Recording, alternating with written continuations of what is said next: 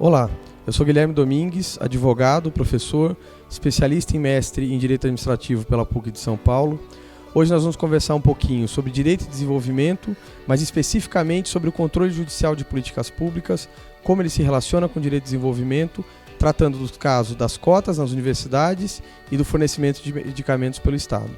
Quem vai ser o primeiro voluntário? É melhor termos voluntários do que eu sair apontando dedos aqui na sala.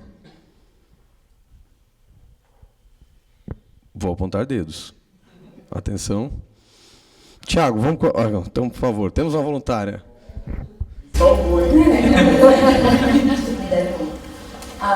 Não, é porque eu acho que tem muito a ver com uma visão mais completa do que é o direito. E eu acho que tem muito mais a ver com o tipo de sociedade que a gente está inserido hoje.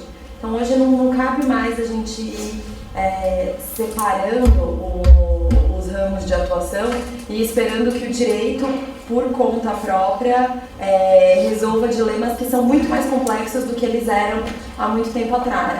Na verdade, acho que nem tanto tempo atrás. Eu acho que do ano que eu entrei na faculdade para hoje, o jeito que você aborda alguns assuntos já é diferente, o jeito que você se relaciona com as pessoas é diferente e o direito como esse instrumento de ordenar relações entre pessoas, ele se tornou muito mais complexo. Eu acho que quando você fala de direito de desenvolvimento, eu acho que é isso que você está falando, é o direito como um instrumento para essa sociedade mais complexa, né? E aí ele encarado de uma forma muito mais ampla e muito mais abrangente. Eu esqueci seu nome. Natália. Então, quer dizer, para a Natália, o direito de desenvolvimento é você entender o direito como instrumento de transformação social inserido em um contexto de um mundo no século XXI, vamos chamar assim, né? Um mundo que tem conhecimentos interrelacionados, seria isso que você está pensando, né? Quer dizer, a gente não pode mais isolar o direito de todos os outros ramos do conhecimento, de todas as outras ciências que existem hoje no mundo. Eu acho que é um bom ponto de partida. Quem mais quer contribuir, por favor? Já que você apontou isso para mim, né? Mas, por outro lado, em complemento, eu tive a oportunidade de ler alguma coisa sobre direito de desenvolvimento e aí fica aquela sensação de frustração, o quanto nós estamos atrasados, né? Ou seja, você tem essa matéria com cadeiras americanas na década de 50 e 60 e ainda não chegou no Brasil, salvo um nível muito alto de pós-graduação em pequenos espaços como a Fundação Getúlio Vargas. Mas o que me chamou a atenção foi qual é a função do direito enquanto ciência na realização do desenvolvimento. E aí você tem duas situações. Primeiro, que o desenvolvimento ele tem uma carga de interpretação ideológica muito ampla. Então isso não cabe dizer qual é o tipo de desenvolvimento. Mas qual é a função do direito enquanto órgão, enquanto ciência reguladora e ordenadora de uma parte da sociedade que pode promover o que ela faz para promover, o que o direito faz para promover o desenvolvimento. E aí eu linkei um pouco sobre principalmente o direito e economia, Law and Economics, ou seja, qual que é a influência do direito na economia. Então essa discussão da influência do direito numa sociedade plural, líquida, hoje, para o desenvolvimento, isso é fundamental que a gente está aqui para discutir isso. Embora a resposta seja aberta e impossível de ser desenvolvida. O que é? Eu sei o que ele se projeta, mas eu não sei o que é. Essa também eu acho que é uma boa resposta, Tiago. Quer dizer, você entender sobre o que ele quer interferir, né, e de que maneira ele quer atuar, né, esse campo do conhecimento que a gente chamaria. Mas a dificuldade é exatamente a segunda pergunta, né? Quer dizer, como é que você estabelece uma relação entre direito e desenvolvimento? Quais são as relações que são possíveis de ser estabelecidas? Então, a Natália acha que uma relação que pode ser estabelecida é a de transformação, é o direito como um mecanismo de transformação. O Tiago já imagina que você tem um campo mais abrangente, falando principalmente de direito e economia, por exemplo, né? O Law and Economics, quer dizer que acho que, olha, no campo da economia a gente já consegue estabelecer algumas relações. E com certeza, né, se a gente imaginar todas as regulações que existem no campo do direito com relação ao exercício da atividade econômica, a concessão de serviços públicos, que em larga medida é também uma atividade econômica, né? Serviço de telecomunicação, concessão de rodovia, serviço de saneamento básico, quer dizer, tudo que diz respeito a essas áreas do conhecimento, esses temas de infraestrutura, você tem discussão de direitos sociais, tem discussão de direitos econômicos e tem, sem dúvida alguma, na minha opinião, uma relação entre direito e desenvolvimento, né? Agora, você estabelecer claramente cada uma dessas associações, eu acho que essa que é a tarefa que compete a gente, quer dizer, é tentar entender, buscar e encontrar. Mas o que eu queria ainda ouvir de mais alguns de vocês para vocês isso é uma coisa que faz sentido? É uma coisa que faz sentido, quer dizer, vocês veem como uma possibilidade, né? Não é uma coisa que é completamente fora da caixinha, né? Na verdade, acho que a ideia é uma instrumentalização do direito. Você usar o direito como uma alavanca para alcançar um progresso. E aí, o problema, para mim, pelo menos, que exige um tipo de progresso que você quer alcançar. Do mesmo jeito que muita gente usa a ideia de direito de desenvolvimento para se evadir pagamento de imposto, muita gente também usa a ideia de direito de desenvolvimento para alcançar metas estabelecidas pela Constituição. Existem formas e formas de usar o direito como um instrumento, e para mim essa é uma visão mais sistemática do direito, mesmo como meio de passagem, não como fim em si. Entendi. E com certeza, eu acho que é um ponto. Você ia falar alguma coisa? Só que você concorda com essa visão do direito de desenvolvimento também, né? E vocês acham, daí, que, né, até nessa linha do que você falou, Mariana, quer dizer, além de falar, a gente vai falar de direito e desenvolvimento, direito ao desenvolvimento, ou vamos falar dos dois? São coisas diferentes ou são coisas... o direito ao desenvolvimento é parte do direito e desenvolvimento? Vocês acham que, por exemplo, que a gente pode dizer que a nossa Constituição estabelece um direito ao desenvolvimento no Brasil? Sim. Pode tirar tudo de lá. Desculpa, falando da Constituição, você pode tirar tudo. Mas eu acho que, nesse caso, ela realmente ainda fala. Claro que você tem as leituras, né? Mas o que a gente verifica é que você acha a expressão desenvolvimento na Constituição em mais de 52 passagens. São 52 passagens. E ela já é um objetivo fundamental da República. Se você pegar o artigo 3º, inciso 2º da Constituição, ele diz lá que é um dos objetivos fundamentais da República Federativa do Brasil, o desenvolvimento nacional. Então, eu quis chamar a atenção de vocês para isso, porque não é sempre... às vezes o tema, óbvio, é novo, mas ele é novo no enfoque, como o Thiago colocou. No Brasil, o que se tinha era essa tentativa de você sistematizar esse ramo do conhecimento, né? E justamente buscar estabelecer essas inter-relações entre o direito e o desenvolvimento. E por que isso é difícil? Porque você fazer demonstrações empíricas, você conseguir fazer pesquisa científica no direito sobre temas como esses, é mais complexo, né? Você conseguir comprovar que uma determinada alteração legislativa permitiu com que o país tivesse um crescimento do PIB maior, ou uma melhora no IDH de determinada região maior, né? Demanda um trabalho, um esforço, tanto de pesquisa como de argumentação e também de raciocínio muito maior. Então, acho que é por isso que a gente não vê tanto e ainda está começando a ver a difusão desse tipo de debate e dessa área de estudo dentro do Brasil. Tá? Aí, nesse meu segundo slide, eu estou perguntando para vocês o seguinte, eu estou estabelecendo algumas premissas. Vocês estariam de acordo com o que eu coloquei aqui nesse slide? Que se a gente tiver instituições democráticas sólidas, então vamos falar de poder legislativo e poder executivo com eleições periódicas. Se a gente tiver um Estado estabelecido sob o império da lei, quer dizer, você vai ter a primazia da lei, ninguém vai ser obrigado a deixar a fazer ou deixar de fazer, senão em virtude de lei. Né? Além disso, com o devido processo legal também como uma garantia fundamental.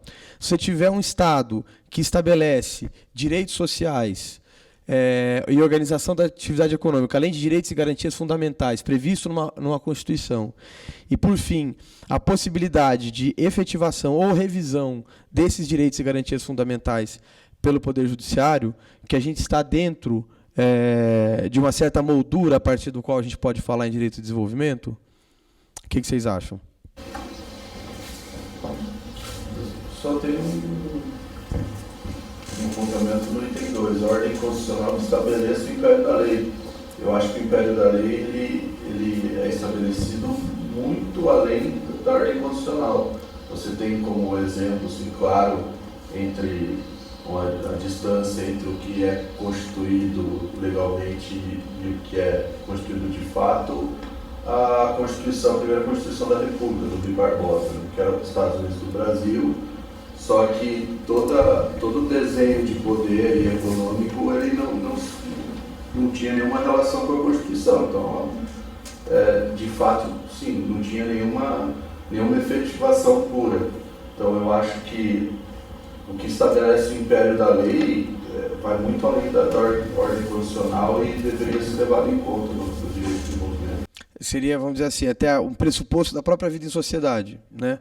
Porque, quer dizer, se você está aceitando que a gente vai ter uma Constituição que vai regular todos, você não precisa nem falar no império da lei em sentido formal, em nível infraconstitucional. Quer dizer, você está falando da Constituição como o grande contrato social que nos une. Vamos fazer essa licença poética, né? Quer dizer, é aquele grupo de normas sobre o qual supostamente estamos todos de acordo em conviver. Então, para você, haveria até um momento anterior, quer dizer, não dizer do império da lei a partir da Constituição, mas antes mesmo da Constituição como premissa da vida em sociedade. Seria isso? Então, é como um produto dessa relação de poder e relação econômica.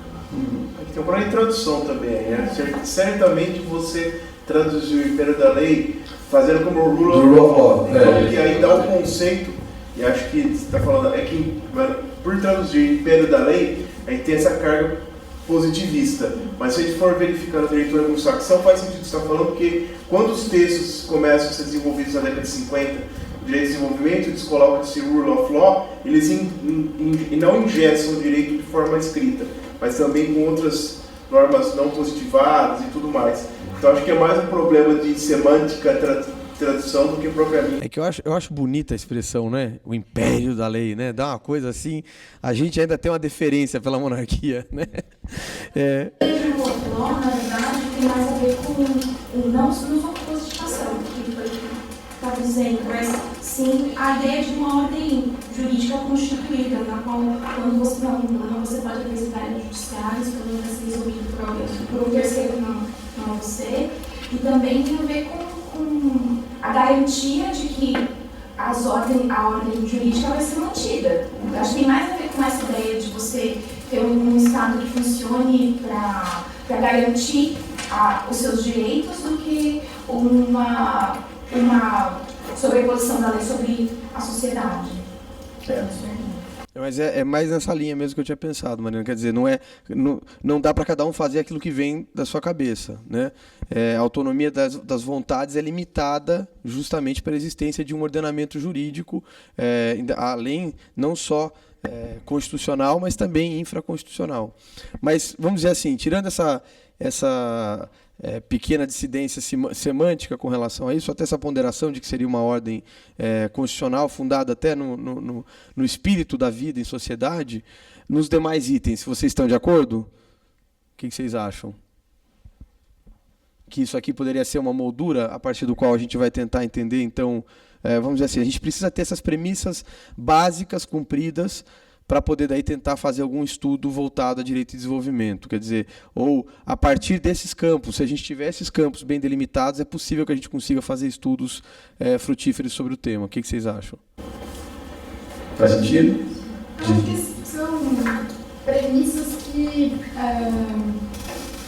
de certa forma, servem para garantir que vai ter um direito ao desenvolvimento. Então, acho que é mais nesse sentido. É uma garantia, assim, forma de garantir o desenvolvimento. Seriam os requisitos mínimos para a gente poder falar em direito ao desenvolvimento, né? Quer dizer, possivelmente, e eu concordo com você, quer dizer, possivelmente se a gente não tiver nem isso, vai ser muito difícil você tentar fazer qualquer tipo de correlação entre direito e desenvolvimento e qualquer estudo também dessas correlações. Quer dizer, eu acho que esses quatro pilares, vamos chamar assim, são importantes, óbvio, para definir o que muitas vezes a gente chama de Estado Democrático de Direito, né, que você precisa ter. Eu estou colocando isso por quê? Porque se você não tiver vamos dizer, esses pontos iniciais da discussão, você não tem como saber para onde ela vai caminhar, ou para onde você quer dirigir né? Ou para onde você quer que ela caminhe, né? De que maneira você vai querer interferir nesse tipo de debate, tá? Bom, então se a gente está desacordo com essas... Desacordo não, né? Estamos de acordo com essas premissas, eu acho que aí vale a pena a gente pensar num conceito, né, de direito de desenvolvimento. Eu trouxe aqui para vocês o conceito do Trubek, que a gente já tinha falado, e principalmente essa frase dele, que é do livro lá, do artigo, perdão, da Coruja e o Gatinho, né? Eu até mandei para vocês em inglês, e depois eu localizei a versão em português que eu tinha, até vou disponibilizar para quem quiser pelo link depois, mas eu acho que realmente é uma frase que é muito feliz, quando ele coloca que o direito e desenvolvimento é uma ideia que define a prática e molda uma ação, né? Quer dizer, realmente é um conceito que a partir do qual você vai tentar pautar determinadas atitudes que o Estado vai tomar, principalmente pelo Estado, né, que quando você for estudar isso, e ao mesmo tempo vai definir e inspirar essa autuação, quer dizer, de que maneira ele vai fazer, de que maneira que você vai conseguir estabelecer o avanço dessa discussão. E quando ele fala que é uma prática que pode ser um esforço autoconsciente no sentido de mudar o direito, que é o que muitos de vocês falaram, né? Quer dizer, direito de desenvolvimento para mim é isso, é o direito como mecanismo de transformação social, interferindo diretamente na sociedade, né? Para transformar algumas agendas. Então você tem tanto essa intenção de mudar o direito como de mudar as instituições, né? Porque nem tudo que a gente vai estudar sobre direito de desenvolvimento, ou pode estudar sobre direito de desenvolvimento, tem a ver só com reforma legislativa, né?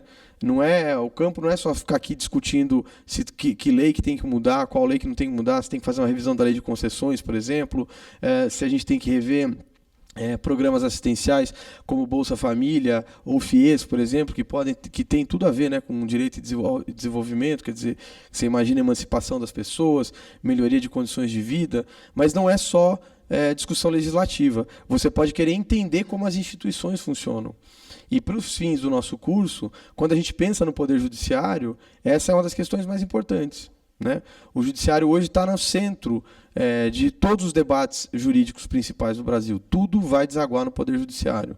Então, se você tem instituições que são importantes para garantir a implementação do direito de desenvolvimento, ou para que a gente possa falar na existência de um direito ao desenvolvimento, inclusive, sem dúvida o Judiciário é um desses muito importantes.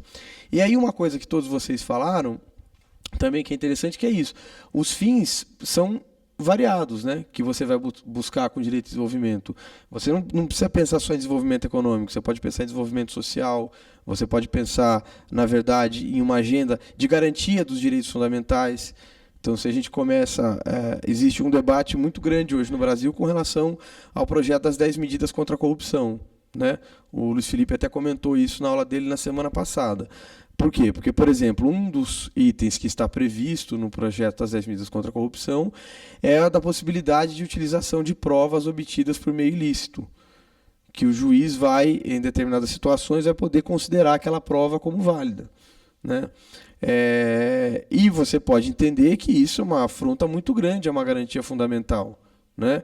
De que você não vai poder ser indevidamente grampeado, ninguém vai poder ficar ouvindo conversa que você tem com a sua esposa no telefone e depois usar isso como prova contra você por qualquer motivo, né?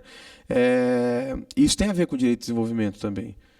Proteção de garantia fundamental, a partir daquelas 4 premissas que a gente colocou, na minha visão, tem a ver com direito de desenvolvimento. Então, até debates como esses, que dizem respeito, você não vai falar de nada. Claro, alguém vai chegar e vai dizer, não, mas isso, no fim, está relacionado ao combate com a corrupção, então é diminuição de desperdício de recursos públicos, de que maneira que a gente vai fazer.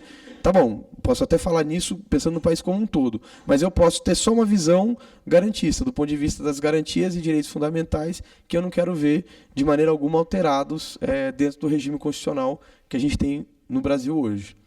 Tá?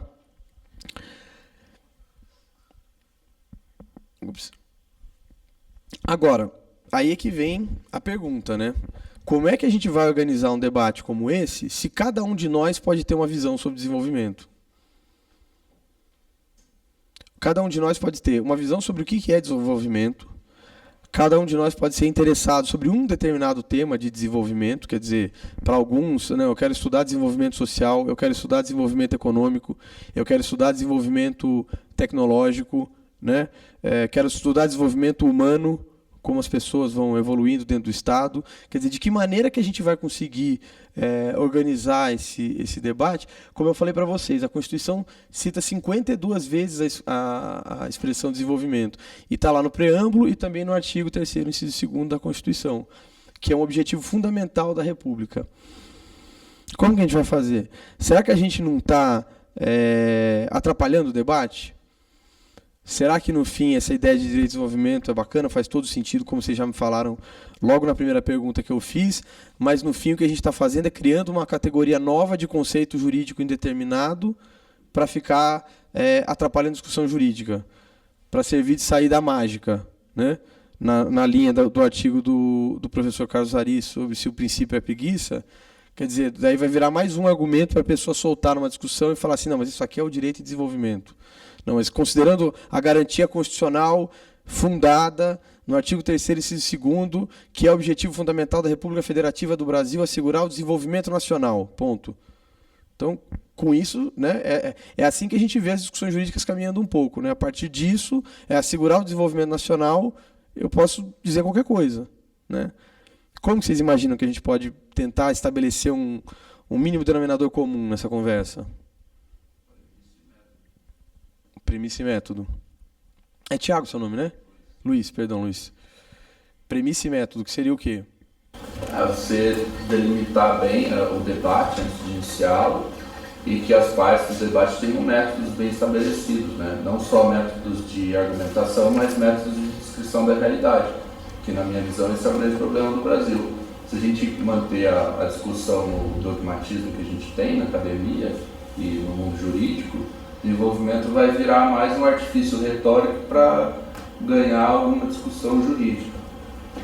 Aí não adianta de nada. Mas se a gente trazer novos instrumentos de análise, introduzir um debate um pouco mais honesto em relação ao direito, aí tem tudo para dar certo. É um bom ponto. Acho que é um bom ponto. Quem mais quer contribuir com alguma reflexão? Eu acho que a própria legislação, a Constituição, ela dá indícios de que tipo de desenvolvimento ela propõe para o Brasil, né? Digamos assim. Claro que podem existir conflitos, né, entre esses objetivos. E aí cabe a quem estiver fazendo a escolha, né, o legislador ou o judiciário, argumentar por que está preferindo um objetivo ao outro, né? Mais ou menos na linha do texto do Carlos Ari. Eu acho. Seu nome? Bruna. Bruno. Mas você não acha assim, que é isso que é um perigo que eu acho que a gente tem nas discussões, né? Que a gente fala assim, a Constituição diz claramente o que vai ser. Eu acho que ela diz claramente que desenvolvimento é um objetivo fundamental da República, né? E por isso eu já acho que no Brasil você não tem como dizer que não tem discussão sobre direito de desenvolvimento. Acho que a nossa tarefa é justamente extrair o significado nas diferentes 52 vezes que desenvolvimento é mencionado na Constituição, para cada situação e para cada área do conhecimento, né? No desenvolvimento social, no desenvolvimento econômico, etc. e tal. Concordo com você também que é isso, quer dizer, acho que em alguns casos isso é bem claro, né? Você consegue claramente estabelecer para onde que a gente está caminhando com a discussão. Mas qual é para você o tema de direito e desenvolvimento mais importante? Eu não acho que seja tão claro assim. Eu acho que tem alguns parâmetros. Tá. Você consegue dizer o que não seria desenvolvimento. Tá. Que já é uma primeira maneira de definir alguma coisa é dizer o que ela não é. Né? Exato. Agora, dentro do que pode ser, aí vai ter um ônus argumentativo, porque é claro que não vai dar para atender a todas as formas de desenvolvimento que a Constituição propõe, a legislação propõe. Não sei. Mas aí, de curioso agora eu estou perguntando. Não estou perguntando como estudante de direito constitucional, nada disso. É curioso. O que mexe o seu coração? O que te faz acordar sábado de manhã para vir discutir direito e desenvolvimento? Na minha opinião, o desenvolvimento mais importante seria o social. Acho que igualdade social, igualdade regional. Que é isso, é uma das coisas que está na Constituição, né? O desenvolvimento e com redução das desigualdades regionais, por exemplo, né? Entre as diferentes regiões do Brasil. Seria uma igualdade formal ou material? do que ela está falando, acho que ela está falando material, né? No sentido que ela está falando seria material. Para ela, né, é mais importante. A Suzy levantou a mão, daí a gente passa a palavra de novo. Não, eu ia falar que um ponto que eu acho muito delicado nessa questão é a separação dos poderes. Até que ponto o poder judiciário pode interferir em políticas públicas? Até que ponto ele está só efetivando alguma medida ou ele está criando alguma medida? Então eu sempre achei a questão mais complicada essa da separação dos poderes. É uma preocupação que você tem, né? Quer dizer, nessa discussão de direito de desenvolvimento, até que ponto o poder judiciário... Então você se preocupa mais com as instituições, né? Com o funcionamento das instituições e de que maneira que você vai manter o equilíbrio e a harmonia entre os poderes. Porque eu acho que essa questão do desenvolvimento ela pode ser muito subjetiva, cada um acha uma coisa. Então eu acho que é muito perigoso, às vezes, o poder judiciário interferir demais e eu acho isso muito delicado. Até que ponto que o judiciário... Pode avançar. A gente vai falar um pouquinho disso aqui mais pra frente. Luiz, você ia falar mais alguma coisa ou não? Vocês vão achar então que vai parecer que a gente tinha combinado, viu, Luiz? Porque a resposta que eu proponho para vocês para a pergunta que eu fiz, se tem uma importância, né? Se a gente não está criando uma categoria que vai mais atrapalhar do que ajudar, foi parecida com o que você falou. Eu acho que o tema importa porque ele coloca foco, né? Desenvolvimento, se a gente for pegar na língua portuguesa, né? O que é desenvolvimento? Eu penso sempre nas minhas filhas. Eu tenho uma filha de 6 e outra de 2. É você ficar acompanhando ali aquela criança que a cada semana ela vai tendo um passo que ela vai dando na vida dela, crescendo, se desenvolvendo, adquirindo uma nova habilidade, né? E está indo numa caminhar para frente. É evolução, né? Se a gente fosse pegar num sentido simples da palavra, desenvolvimento é evolução. Você não vai falar de direito de desenvolvimento para pensar que as coisas vão piorar. Você vai sempre imaginar que as coisas são para melhorar, quer dizer que você quer atingir alguma coisa para frente. Então, nessa ideia, direito e desenvolvimento é uma ideia prospectiva.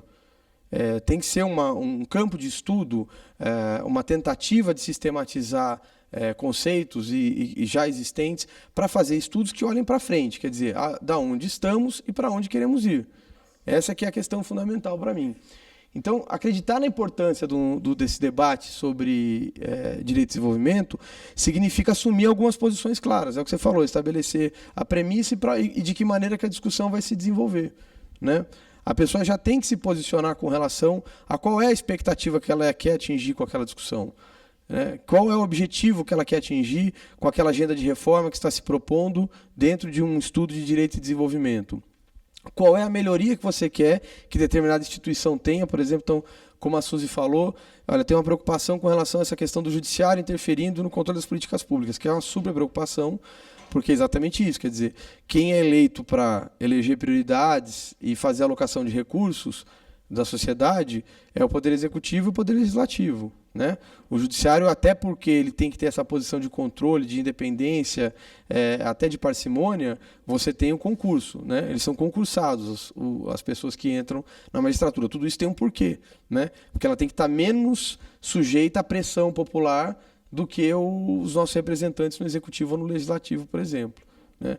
Então, quando a gente assume que, olha, então, e todo mundo aqui está concordando, direito de desenvolvimento é uma ideia válida, é um conceito jurídico importante, mais do que um conceito, é um campo de conhecimento que está aberto e ainda tem grande margem para a gente discutir e estudar aqui no Brasil, né? Acho que disso a gente está todo mundo de acordo. Então, a importância dele é justamente para isso, quer dizer, você vai estabelecer o ponto de partida e o ponto de chegada para tentar solucionar um problema. Agora, o que eu acho mais importante, e é o que me atrai tanto em estudar direito de desenvolvimento, é porque você tem que ter como avaliar se isso dá certo ou não.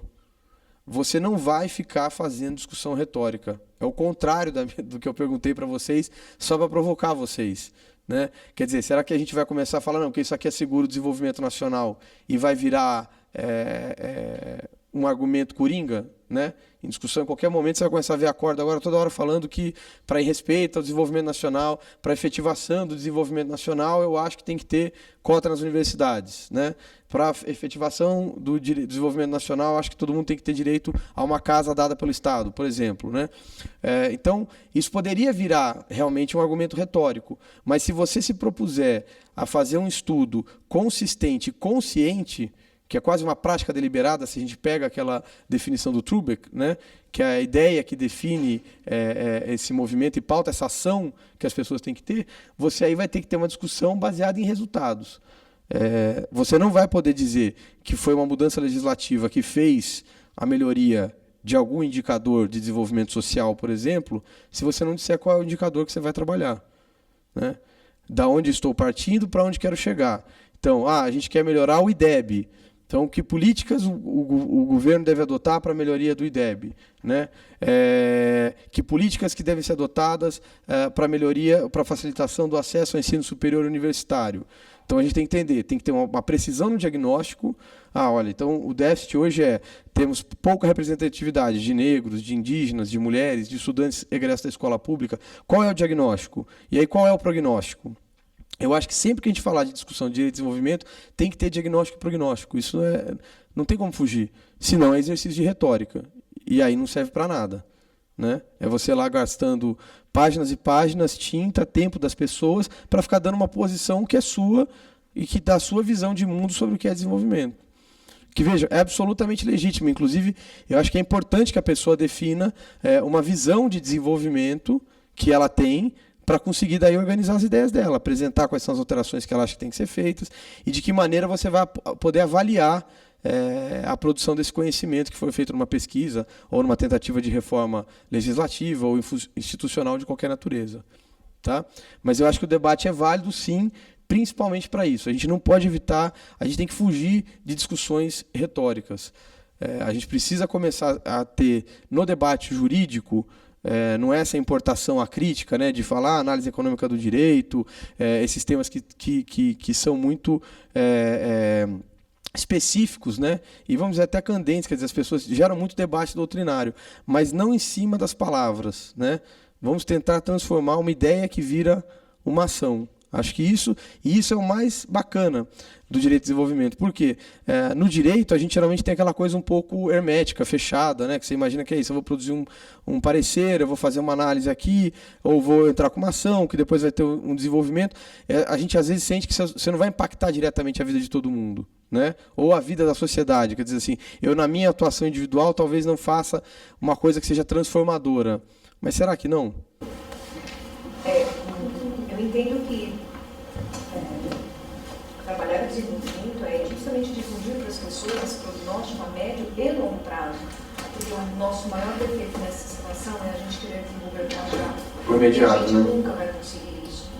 Isso é um trabalho, na minha visão, de geração em geração. Pode ser que eu não veja o desenvolvimento daquilo que eu estou trabalhando, mas ok, eu vou ver. Alguém vai ver isso no futuro. Qual o futuro?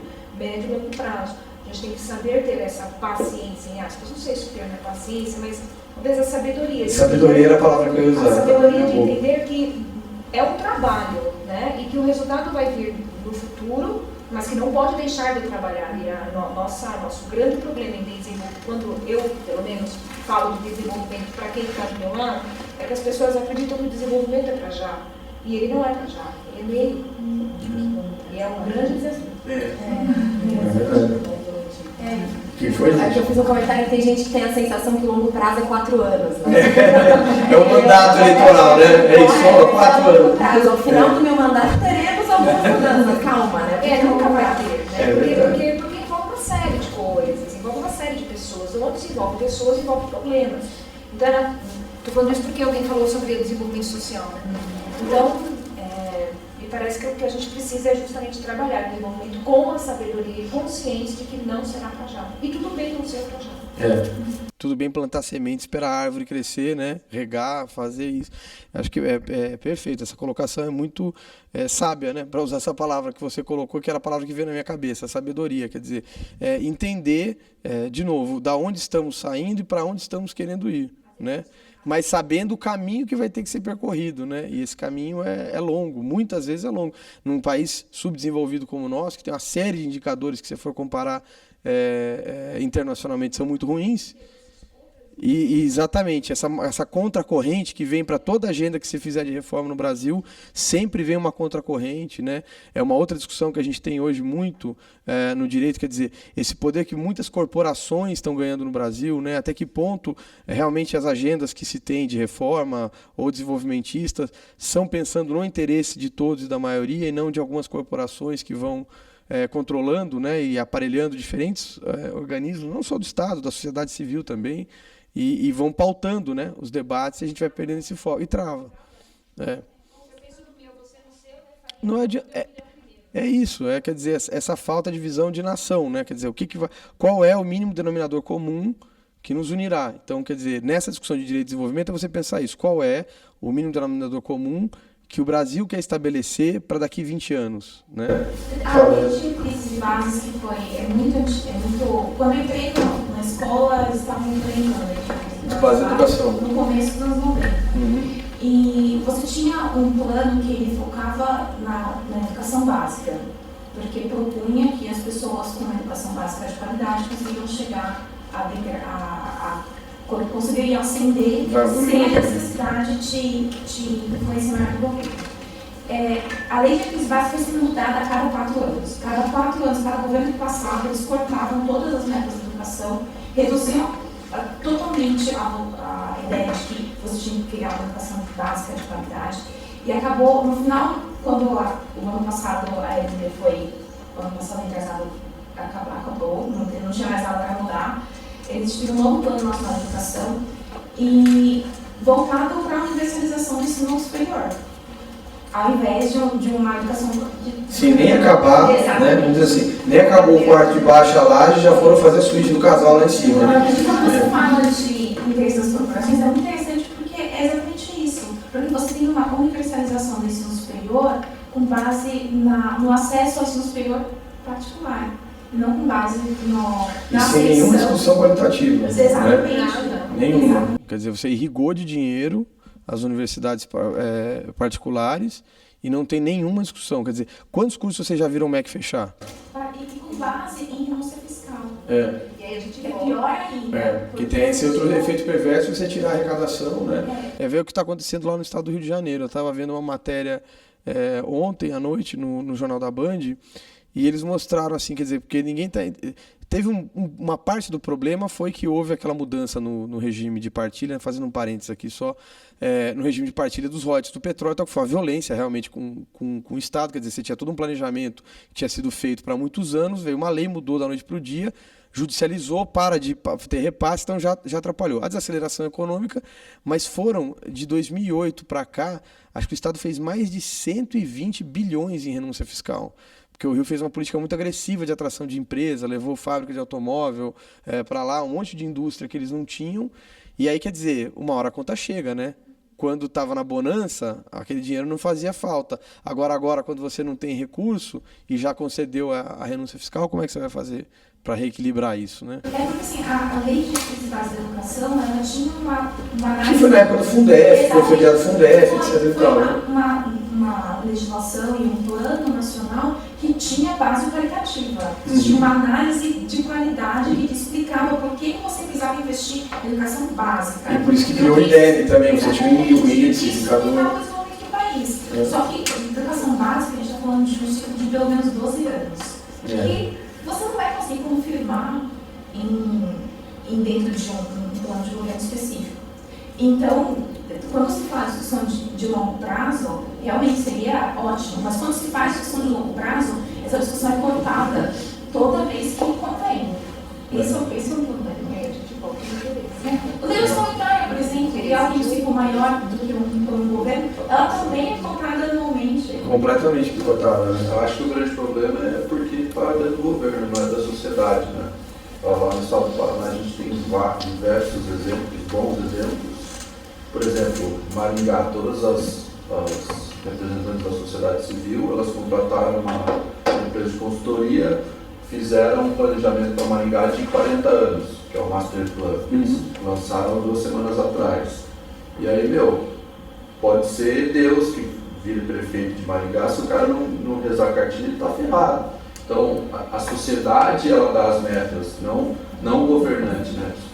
Se é o governante, a cada 4 anos ele muda de acordo com os interesses eleitorais das promessas que ele fez. Você tem os conselhos de desenvolvimento também, Londrina tem um bom exemplo sobre isso, é um conselho que já tem 10 anos. Eles estudaram 10 pautas, criaram 10 indicativos e agora no 11º eles vão reunir todos e fazer um planejamento de longo prazo. Eu acho que aí se encaminha. Se ficar relegado ao partido que está no poder e ao ao conjunto de grupos de pressão que dominam o aspecto político, aí não tem como fazer mesmo.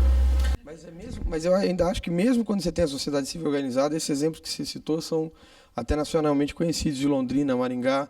Mas é isso, você tem aquela questão da captura, né? Você pode ter aquela questão de que a minoria organizada, são aqueles 20 que participam do conselho que estão decidindo para todo mundo. A vantagem, óbvio, eu concordo com você que isso está muito mais nas pessoas também do que nas instituições.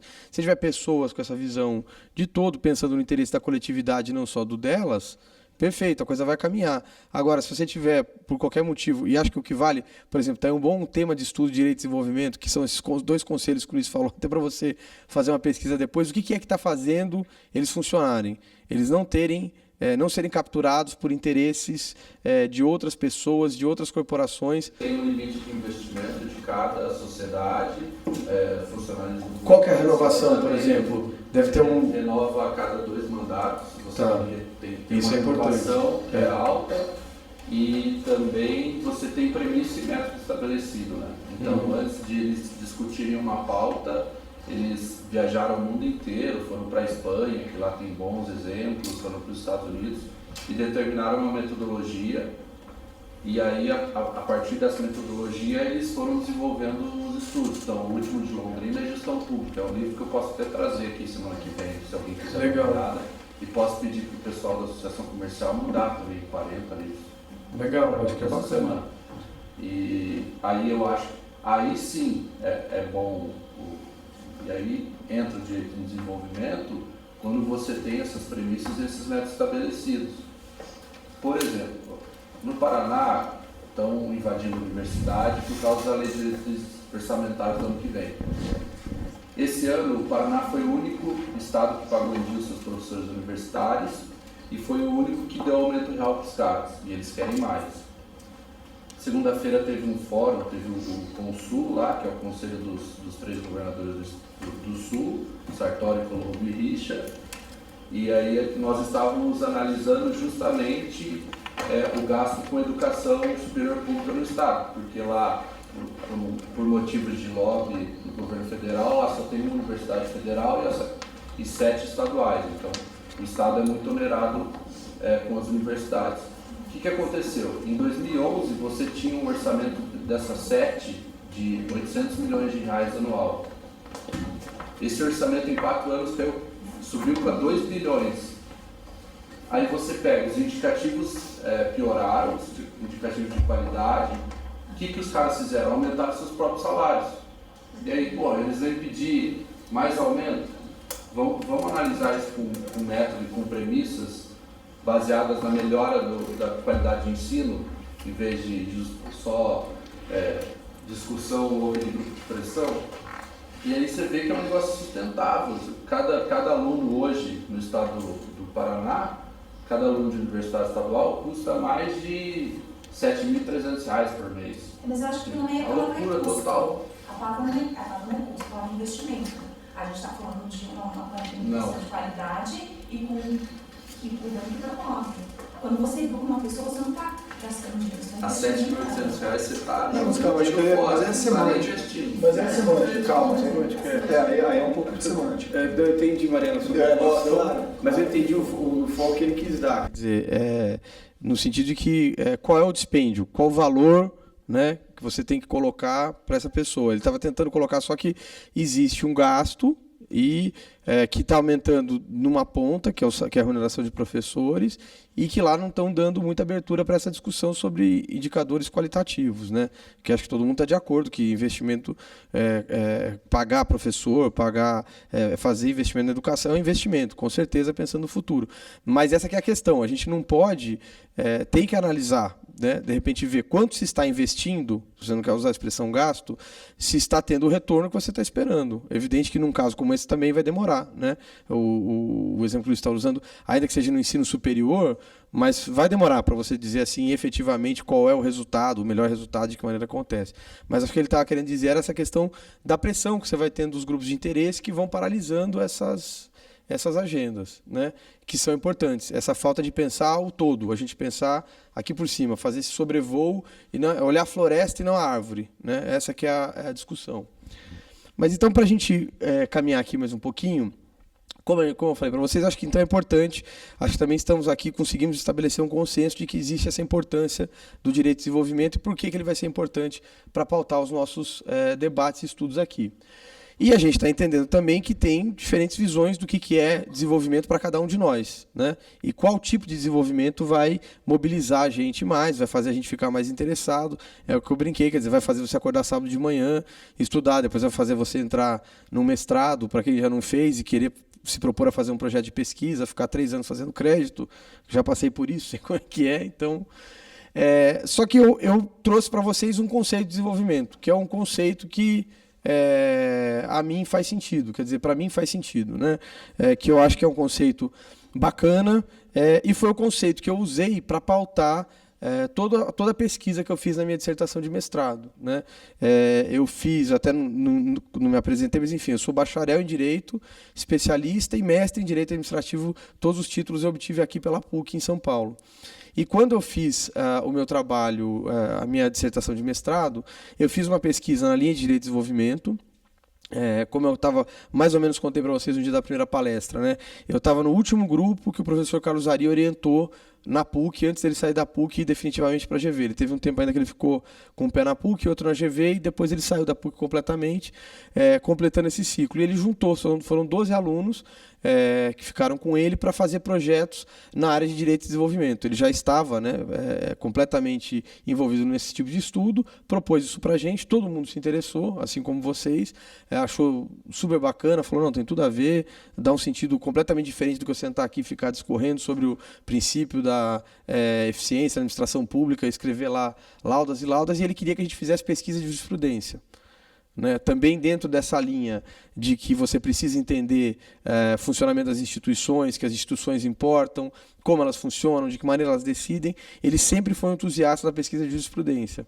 Né? E era uma coisa que na PUC sempre foi muito criticada. O pessoal diz, isso é americanismo, aqui no nosso sistema não é assim, não funciona. Imagina, como é que a gente fala isso quando é isso? O Brasil para agora para ver TV Justiça, o que o Supremo vai decidir sobre prisão em segundo grau, o que o Supremo vai decidir a respeito daquela pílula do câncer, por exemplo, quando o Supremo decidiu proibir, porque o Congresso tinha feito uma lei liberando, depois o Supremo foi proibir, fora a questão da súmula vinculante, né, que hoje realmente é um mecanismo que, a partir desse momento, repercussão geral, súmula vinculante, uma decisão do Supremo impacta tudo, então o estudo de jurisprudência é muito válido, é uma coisa que a gente encoraja. E na época ele também tinha uma intenção que a gente estudasse conflitos de competência. E então, quando a gente parou pensando nisso tudo, a maioria da turma foi estudar desenvolvimento econômico, estudar temas de regulação, em contrato de concessão, etc. Acho que eu e mais um colega que fizemos sobre direito de desenvolvimento social. E ele que nos recomendou, o professor Carlos Ari, que nos recomendou a leitura do livro do Amartya Sen, que é um economista indiano, que chama Desenvolvimento como Liberdade. Né? E essa definição dele eu acho ela muito bacana, porque é isso, ele entende que o desenvolvimento tem que ser visto como um processo de expansão das liberdades reais que as pessoas desfrutam. Eu acho que qualquer pessoa, à esquerda ou à direita no espectro político, não vai discutir, não vai discordar disso. Né? Eu acho que a gente, por qualquer aspecto ideológico que você pensar, todo mundo quer imaginar todo mundo quer imaginar que é isso. O que a gente quer é que as pessoas possam se desenvolver por elas mesmas, sozinhas, serem plenas e impactar o mundo plenamente por conta dessa liberdade individual que elas desfrutam. A possibilidade de escolher o que elas querem estudar, no que elas querem trabalhar, aonde elas querem morar e terem acesso a condições dignas para fazer tudo isso. Né? Então, ele faz essa colocação e ele diz de uma dupla função dessa definição de desenvolvimento, que a primeira é avaliatória. Quer dizer, quanto maiores as liberdades que as pessoas tiverem, maior vai ser o desenvolvimento de uma sociedade. E eu tendo a achar que todos nós estamos de acordo com relação a isso. Né? Se você tiver liberdade política, se você tiver oportunidade social, se você tiver como realmente se desenvolver plenamente, você está falando de uma sociedade livre, né? E desenvolvida. E o outro aspecto é o da eficácia. Quer dizer, quanto mais livre uma pessoa maior é a capacidade que ela tem de cuidar dela mesma e, portanto, depender menos do Estado e dos outros, e maior é a capacidade que ela vai ter de impactar o mundo também. Né? Quer dizer, e esses dois critérios você tem como realmente estabelecer se uma nação é desenvolvida ou não. Só um minutinho. Tem um exemplo que o Amartya Sen usa no livro que é interessante, que é o seguinte: se você pegar, por exemplo, por que desenvolvimento econômico não vai funcionar só se você examinar? Porque se você for pegar o desenvolvimento econômico dos Estados Unidos, você vai dizer que é um país, com certeza, que é uma das maiores economias do mundo, né? A maior economia do mundo. E então, quem mora lá, mora num país desenvolvido.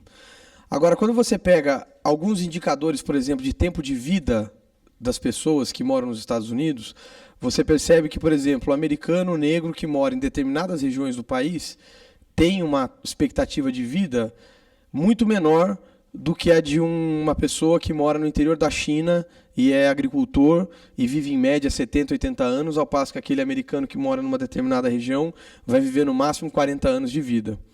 Se você for comparar daí por expectativa de vida, você talvez vá dizer que o cara que mora na China, nesse lugar mais inóspito, né, ou trabalhando como trabalhador rural, tem uma qualidade de vida maior do que a daquele americano médio que a gente está falando de um determinado estado, né? E isso, daí você vai dizer mas isso vai te levar a dizer que a China é mais desenvolvida que os Estados Unidos? Não, você não vai poder tomar essa conclusão como absoluta, porque também se você for pegar do ponto de vista das liberdades políticas, na China são muito menores, né? Não tem eleição, tem um partido só, que é o Partido Comunista, e você não tem renovação de quadros, etc., que não seja por indicação do partido. Então, por isso que ele fala que você tem que contemplar todas essas dimensões. E aí ele estabelece essas 5 liberdades fundamentais. Quer dizer, para você conseguir dizer se existe desenvolvimento, se um país é desenvolvido ou é mais desenvolvido que o outro, você tem que analisar sobre essas 5 premissas, que são liberdades políticas, facilidades econômicas, oportunidades sociais, garantias de transparência e segurança protetora. Tá? Eu não vou entrar daí no mérito de cada um, isso aqui é só para vocês saberem, é uma visão sobre desenvolvimento, é uma visão que para mim faz sentido e foi uma visão que pautou os estudos que eu fiz na minha dissertação de mestrado e que eu acho que daí entra no tema principal que a gente vai falar hoje, que é o controle judicial de políticas públicas. Por quê? Porque quando a gente fala de políticas públicas, você está falando principalmente da realização de direitos sociais. Isso tem um certo consenso na doutrina brasileira. Quando você fala de políticas públicas, você está falando de efetivação de direitos sociais, né? São programas de Estado, ações estatais, normativas, ou podem ser do Poder Executivo, voltadas à realização de direitos sociais. E se você está falando na realização de direitos sociais, você estaria falando de opções feitas, né, pelos agentes e órgãos de Estado, que visam o quê? Na minha leitura, visam a expansão da liberdade dos seus cidadãos, né? Será que quando a gente está falando, por exemplo, das 2 coisas que a gente vai conversar hoje, que são as cotas nas universidades e o fornecimento de medicamento pelo Estado, você não está falando de um incremento, de uma melhoria de oportunidades sociais? O que vocês acham? Depende do que, Luiz? Qual a premissa? Você acha que tem mais a ver com custo-benefício, não com a ação por si? Eu não falo em custo monetário, eu falo em custo social mesmo. Uhum. Custo de oportunidade, resultado obtido. Depende muito de caso para caso. Para você não quer dizer, a priori, o só fato do Estado querer fazer esse tipo de ação, você acha que isso não é incremento das expansões de liberdades? Você não acha? Não, é absolutamente legítimo. A ideia é essa, é querer discutir. Essa é uma visão, né? Inclusive eu botei isso aqui como uma pergunta, quer dizer, políticas públicas voltadas à realização de direitos sociais, seja por meio de ações afirmativas ou fornecimento de medicamentos, não seriam então opções feitas pelos agentes e órgãos de Estado, visando a expansão das liberdades e possibilidades dos seus cidadãos, tendo como finalidade a redução das desigualdades sociais? Porque elas têm um motivo, não tem? Elas têm um propósito. Quer dizer, todas elas têm. Se alcança o resultado. Isso. Que é um pouco o que eu penso. Quer dizer, eu acho isso, que a ideia é essa, né? O que está por trás disso é a expansão de oportunidades sociais. Agora, ela se materializa na prática? Daí eu estou com o Luiz também. A gente vai ter que avaliar no caso a caso, e é um pouco que a gente vai tentar discutir aqui hoje também. Tá? tá? Se essas políticas fazem sentido e servem para isso, para alcançar isso. Mas aí eu vou perguntar para vocês, o que é política pública? Política pública tá uma palavra assim, igual falar top quando alguma coisa é boa, né? Você hoje em dia... Não, é isso. Você dizer, qualquer problema do Brasil é assim, precisa ampliar a política pública de segurança, temos que rever as políticas públicas de educação do Brasil, precisamos incrementar as políticas públicas de mobilidade urbana, perdão, né? Diga, Natália. Não é uma resposta, é que eu estava com a pergunta desde o começo da aula, e aí quando você falou isso eu achei que talvez fazia sentido eu tentar tirar minha dúvida. Nessa ideia de definir política pública, eu acho que eu penso muito no método e nesse espaço que a gente estava falando. Então, me parece que política pública vai ser a caixinha delimitadora, né? Assim, como fazer. Ela vai ser um manualzinho de como fazer. Agora, a minha pergunta, sei lá, não sei se ela faz muito sentido em voz alta, mas na minha cabeça ela ficou tipo, isso tá no judiciário mesmo? Entendeu? Porque aí eu vejo, tipo, a gente ficar definindo, a gente tem que discutir direito e desenvolvimento, a gente tem que discutir o método e as avaliações qualitativas e como fazer e para quem fazer. Aí a minha pergunta é se isso está no judiciário mesmo, assim, porque aí eu vejo a juíza que veio aqui no primeiro dia e falou que ela tem 14 mil processos. Você consegue pensar em quem, como, de que maneira, com quais indicadores qualitativos?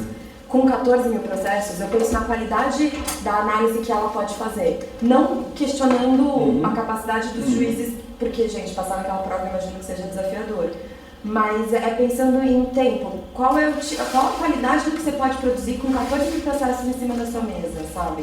Será que isso está no judiciário? Sei lá, eu penso nesse modus operandi, que para mim parece ser políticas públicas. Será que isso passa pelo judiciário? Ou eles, na verdade, são os intérpretes dessa política pública e os aplicadores finais, mas não necessariamente os criadores, entendeu? O que vocês acham? Alguém para ajudar a Lúcia e a Natália? Eu acho que tem duas situações que acho que são... Eu só discordo com todo o respeito, lógico. Data máxima ali, né? Tem advogado que pode discordar, não tem problema, né? Mas aqui é para discordar, Thiago. Eu tô achando ruim, as pessoas vão ficar concordando. Não, é que eu acho que a política pública, dentro do seu ciclo, é uma ação que se desenvolve logo após a identificação de um problema público. E o problema público, ele pode ser a realização de direitos sociais, como pode ser outros problemas. Então eu só faria um ajuste que políticas públicas são ações voltadas à solução de um problema público. E nesse problema público, eu posso ter vários atores trabalhando na identificação de problemas públicos e na implementação de políticas públicas para essa solução. Eu concordo com você que talvez o judiciário é um ator legitimado a identificar um problema público, é um ator legitimado a realizar uma política pública, exatamente por essa pluralidade de atores, mas eu não sei se há, no atual desenho institucional, competência para essa realização plena. Eu sei que você talvez pode... Então, só estou dizendo, concordando com isso. Eu acho que a gente teria que ter um pouquinho mais de cuidado na definição de política pública dentro do ciclo de formação da política, que vai da identificação do problema, elaboração da política até o último passo, que é a mensuração do resultado. Ali eu não quis dizer que política pública é só para direito social. Tá? A pergunta que eu quis fazer era provocativa porque a gente vai tratar hoje especificamente. Quer dizer, será que a gente poderia entender que elas... Exatamente, é isso. Essa que seria a pergunta. Luiz, você ia falar? Eu acho que o problema do judiciário na política pública é quando ele quer tratar do problema público, que aí não é competência dele mesmo. Se ele for tratar de algum problema formal da política pública ou algum outro problema da política pública, ok. E para mim isso já é um indício de que a política pública está meio errada, porque você vai para o judiciário quando alguma coisa deu errado. Então, essa é a minha visão. A sensação que...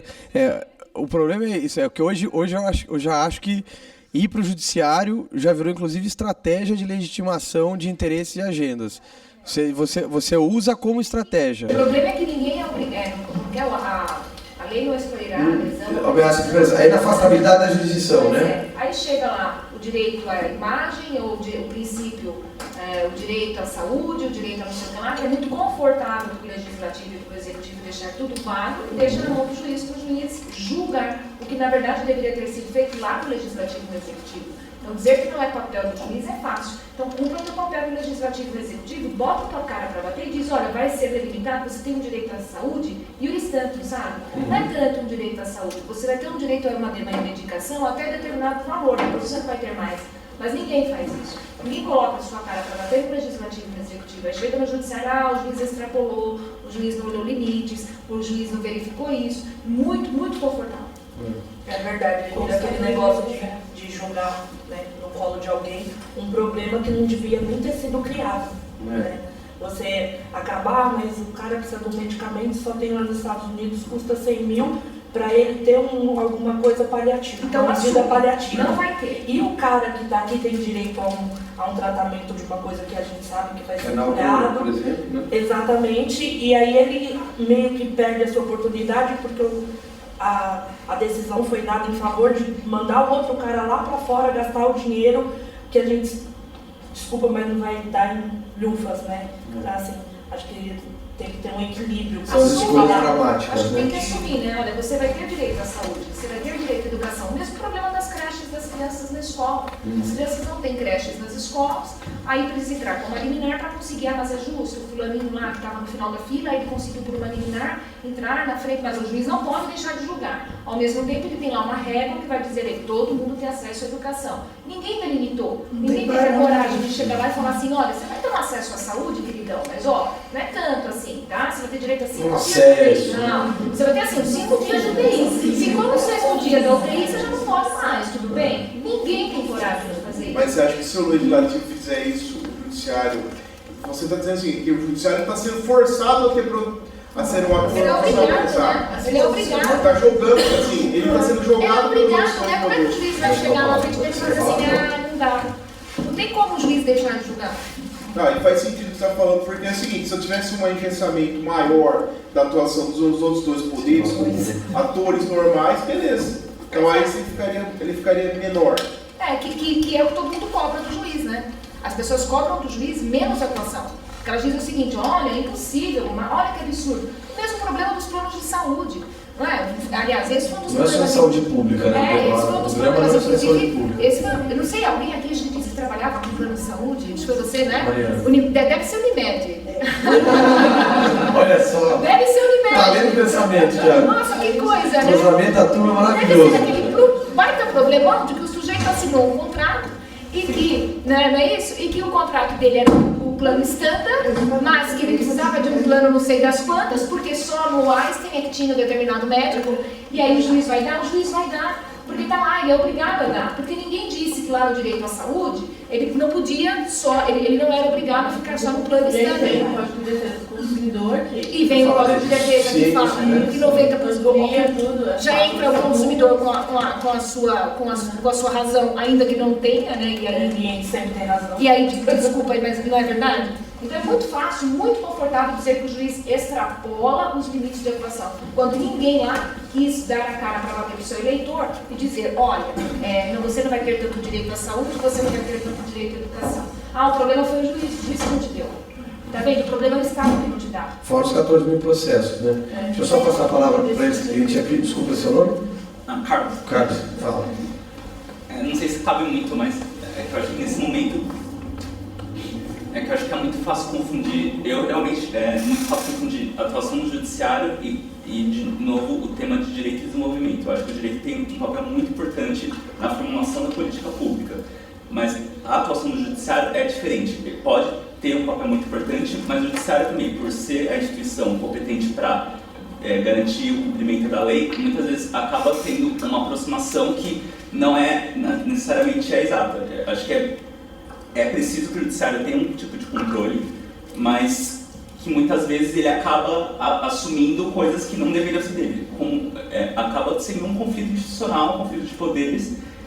Mas o que eu queria dizer mesmo é que acho que isso não significa que o direito, porque senão não faz sentido a gente estar aqui, o direito se afastar da política pública, porque muitas pessoas defendem que o direito tem que ficar afastado, não compete. eu tô querendo dizer? Calma. A gente tem até as 18 horas. Tá tranquilo. É que são coisas diferentes. Falar o judiciário não deve atuar, não deve atuar no sentido de controle ou no sentido de formular políticas públicas. Eu acho que formular políticas públicas é problemático do ponto quando não há um diálogo, mas isso não significa que o judiciário não deve atuar. O judiciário não deve ter agenda, mas não significa que a participação dele é legítima, né? Acho que é isso que você está querendo dizer, né? E aí deixa eu só passar a palavra ali, porque 2 pessoas me pediram para falar. Só um minutinho. Eu acho ótima colocação na linha do que a Natália falou. Voltando no slide anterior, um dos teus conceitos de desenvolvimento era atingir determinadas liberdades, entre elas liberdades individuais. Né? Acho que é perfeito, enfim, todos concordariam que uma sociedade mais livre, em que os indivíduos sejam mais livres, é preferível a uma sociedade com menos liberdades. Parte disso passa por um respeito ao papel de cada um dos poderes, e do judiciário tem um papel não de formulação de política pública, mas mais de controle. Então, é uma reflexão bem importante no direito de desenvolvimento, em qual o papel do direito como um todo e qual o papel do judiciário na implementação das políticas públicas e no controle de como elas são implementadas. Infelizmente, não é o papel do judiciário formular. Né? O papel de formulação de política pública é executivo e legislativo. Então, é tentador em muitos momentos, você, pelo poder que o juiz tem em um momento específico, quando tem uma demanda que impacta, que vai de fato impactar uma política pública na implementação, é tentador em algum momento dizer, poxa, esse juiz, se ele tomar essa decisão, vai corrigir um erro lá de trás, né, no momento da formulação. Mas, pau que bate em Chico, bate em Francisco, se ele tem o poder de influenciar aqui, por mais bem intencionado que seja, abre-se um precedente para ele ter uma atuação decisiva num outro momento que pode ser nocivo. Então, é bem importante ter essa reflexão a todo momento na medida da intervenção, né? Exato. A gente vai falar um pouquinho disso, viu, gente? Eu vou dar a palavra para quem estava dizendo, mas a gente vai ter um momento aqui para a gente até discutir isso especificamente. Tem certeza? Fala, Mariana. Na verdade, a gente sabe que uma data de discussão existe. Então, já é previsto que o judiciário influencie a produção de política pública quando a gente está falando... No caso de omissão, né? Exatamente. De coisas programáticas que não foram efetivamente implementadas pelo Estado. Então, não é uma atuação não legítima. A gente está falando de uma Da formulação? Não, estou falando que... Mas é que ela é excepcional, né? É excepcional, mas existe a previsão de que o judiciário vai participar. Mas o mundo seria bom se fosse assim, que não é isso que acontece na prática, né? A gente vai ver uma historinha já no final, quando a gente fala da parte de medicamentos, do que está mudando nessa discussão. Quer dizer, uma discussão bem madura, eu acho, até na jurisprudência. Você já tem vários requisitos. A Patrícia, à tarde, eu até conversei com ela antes de fazer a aula, quis perguntar para ela, né, como é que você toma decisão a respeito disso, e ela vai trazer também já a postura dela, e você vê que o que ela faz já é mais ou menos um roteiro pré-programado, mas... Tem pano para manga nessa discussão, com certeza. Diga, Bruna. Eu acho que nem no caso do mandado de junção é claro se o judiciário pode agir, pode formular uma política pública. Porque na Constituição, né, diz quando o mandado de junção pode ser utilizado, mas ele não diz o que o judiciário tem que fazer. Nesse caso, foi o próprio judiciário que... E não tem a lei, né? Até o que hoje. ele tem que fazer. Né? Então, ele se deu aquele poder. Na verdade, ele foi mudando a jurisprudência para ampliar esse poder, então eu não sei nem... Porque eles davam o prazo, eu estava pensando que eles davam o prazo, não saía a edição da lei, não tinha sanção para o poder, né, fazer, quer dizer, não pode deixar de julgar, então ele tem que dar, né, para quem não é, de repente, tão familiarizado com o direito constitucional, mandado de junção é um remédio que você tem para caso de omissão legislativa. Quer dizer, se tiver algum direito previsto na Constituição que não esteja regulamentado, a pessoa pode pedir para que o STF, o tribunal, provoque o poder competente para a edição da medida, para que ele a faça, né, para que ele a realize. Então, quer dizer, é uma senhora discussão. Mas eu já fico feliz porque eu acho que de tudo que vocês falaram aqui, a gente já foi fazendo alguns recortes, já foi colecionando algumas coisas que podem nos ajudar a formular um conceito de política pública. Eu acho, Natália, você falou dessa questão dos 14 mil processos, essa discussão está no judiciário, o ponto é esse, quando você junta boas cabeças como a gente tem aqui, é para tentar racionalizar o debate e, em alguns casos, produzir um conhecimento que já fica ali na prateleira, para a pessoa que tem 14 mil processos, só ir lá na prateleira, pegar e se sentir confortável com relação a isso, né? Eu até na minha dissertação escrevia isso, quer dizer, quando você faz uma pesquisa, você está tentando produzir conhecimento, mas também fomentar debate, né? Então acho que esse que é o papel que a gente tem, e por isso que é importante, quer dizer, aqui a gente está problematizando, eu podia chegar aqui, ficar aqui, sentar em 1 hora, eu dava o que eu tenho aqui, só passava o meu recado para vocês falando, eu acho isso, um abraço, beijo, me liga, né? E pronto, mas não é, o que a gente está querendo é justamente, é parte da ideia do programa desse curso, dar outras ferramentas para vocês nos processos de tomada de decisão. Uma das ferramentas que eu acho que é importante é a empatia. Eu acho que muitas vezes as pessoas não conseguem entender a real complexidade dos problemas que elas têm que decidir e nem o alcance daquelas decisões que elas vão ter que tomar, né? Isso não pode ser um limitador, tem que ser um incentivo para uma decisão bem tomada, bem fundamentada, válida, né? Então essa que é a ideia, quer dizer, expor vocês a toda essa discussão para quando vocês tiverem um dia, felizmente ou infelizmente sentados em uma cadeira de magistrado, que vocês lembrem desse tipo de discussão para formular boas decisões, né? Mas a política pública, ela é eu fiz essa brincadeira, que ela virou quase que uma panaceia, e está na boca de jornalista, cientista, de advogado, de todo mundo, porque ela é um tema onde o direito se encontra com a política, né, como vocês mesmos já falaram. Quer dizer, quando começou esse estudo, os estudos dessa expressão políticas públicas, ela é um estudo de doutrina estrangeira, principalmente nos Estados Unidos nos anos 30, que você chamava de public policies. Até porque nos Estados Unidos, em inglês, a expressão policy é diferente de politics, né? No Brasil, a gente tem essa expressão política, que serve tanto para essa atuação partidária, institucional, entre os poderes e as pessoas, como política pode ser um sinônimo para programa, para plano, para algum tipo de ação que a pessoa faz. E em inglês, não. Policy você sempre vai entender como se fosse um regulamento, né? Tá aqui, ó. Cadê? Não, eu deixei isso aqui, não deixei. O policy vai ser como um regulamento, quer dizer, uma regra de conduta que você espera que as pessoas sigam, né? E o politics vai ser essa atuação partidária, institucional que as pessoas têm. Mas a importância do tema políticas públicas é justamente porque, quando se estabeleceu isso como um campo de conhecimento que deveria ser estudado, se tinham duas ideias. Quer dizer, uma é entender como os governos agem e para que os governos agem, né?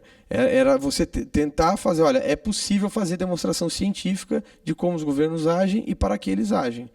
E aí você trouxe todo um campo novo de conhecimento, que é isso que a gente vê nessa discussão sobre captura de organizações, a forma dos processos de tomada de decisão pública no legislativo, no executivo e agora, como a gente está tentando fazer aqui, no judiciário também, né? Entender de que maneira que essas decisões, esses programas são formatados e são pensados. Eu acho que a gente pode discordar com relação à medida da intervenção, mas eu acho que todos concordam que, na ordem constitucional que a gente tem hoje, o Estado brasileiro tem alguns objetivos fundamentais que ele tem que realizar. Que a gente tem uma Constituição dirigente, que tentou fazer com que as pessoas alcançassem diferentes patamares de cidadania, aumentou direitos políticos, aumentou a atuação do Ministério Público, aumentou uma série de garantias que as pessoas têm, e essas garantias precisam ser implementadas. Todo mundo está de acordo com isso ou não? Né? Agora, a gente vai discordar da medida, quer dizer, até que ponto vai o direito à implementação e às intervenções disso aí. Então, a gente estando de acordo com isso, a gente também acho que está de acordo, pelo que vocês falaram aqui, de que o judiciário pode não ser o mais legitimado, né, para formular política pública, e nem é por definição. Mas política pública é um tema que envolve justamente coordenação. Você sempre vai ter executivo e legislativo, né? Política pública tem que ser um conjunto de ações, de programas, de medidas. Nunca é um ato só.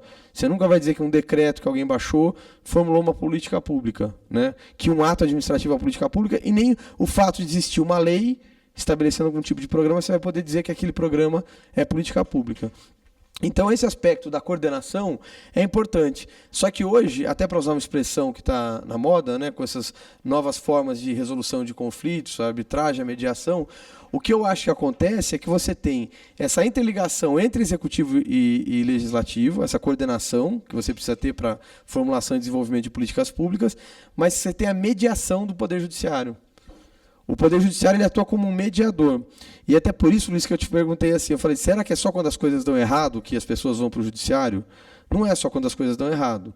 Porque é isso, quer dizer, no caso das ações afirmativas, eu citei na minha dissertação, tem uma nota de rodapé, em que o Demóstenes Torres, que era senador, depois foi pego naquela operação lá do Carlinhos Cachoeira e tal, mas na época era um parlamentar atuante pelo DEM, né, conhecido, vocalizava muitas posições, ele virou e falou assim, não, a gente está aguardando uma posição do Supremo para ele decidir essa questão das cotas, se pode ou se não pode. Claramente, isso tem lá nos anais do Senado Federal, numa manifestação que ele fez, em que ele jogava a bola para o Supremo, entendeu? É aquela que você falou, eu não vou me comprometer, vou aguardar o Supremo. E foi isso que acabou acontecendo na questão das cotas das universidades. Só surgiu uma lei federal que uniformizou a discussão depois que o Supremo disse. O Supremo julgou em abril de 2012 as cotas constitucionais, em agosto de 2012 foi feita a lei federal que trata do tema. Né? Então, é por isso que eu acho que, óbvio, não é do ponto de vista da teoria geral do Estado, teoria de direito constitucional, da ciência política, você não quer juízes formulando políticas públicas. Não é assim que se desenha o sistema. O sistema onde você vai ter representatividade, prioridade na alocação de recursos, é no legislativo e no executivo, por conta da questão democrática, da legitimidade democrática. Né? O que não significa dizer que o judiciário é ilegítimo para mediar esse debate. Inclusive, esse tem sido um papel que ele faz bastante. Mas esse conceito, essa expressão política, como a gente estava falando, ou política pública, ele não é unívoco. Né? A própria Constituição também fala em política de desenvolvimento urbano, a política nacional de resíduos sólidos, né, que tem uma lei específica sobre isso. Se a gente for pegar aqui, você vai ter vários sentidos. Acho que de política são mais de 33 menções na Constituição a essa expressão política. Tá? E fora a legislação infraconstitucional, como a gente falou.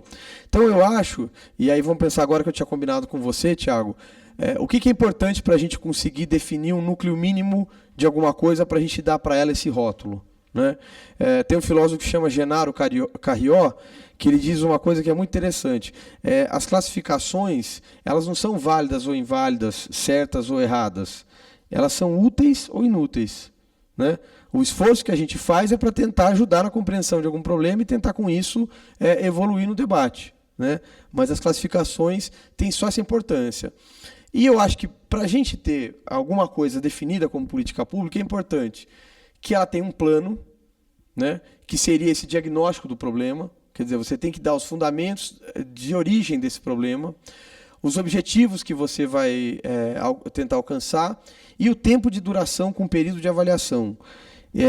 Quando eu me propus a estudar Direito de Desenvolvimento e Controle Judicial de Políticas Públicas, era porque eu ficava ouvindo esse negócio me incomodava.